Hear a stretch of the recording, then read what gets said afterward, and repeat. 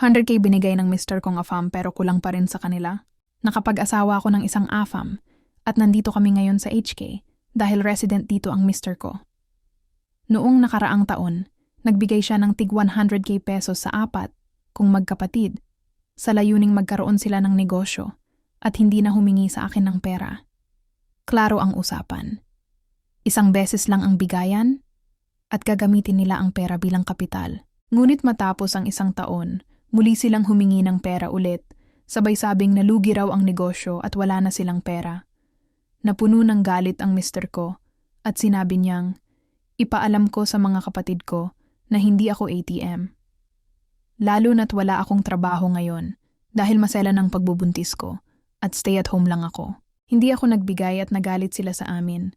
Sinabing wala raw kwenta ang pag-aasawa ko ng AFAM.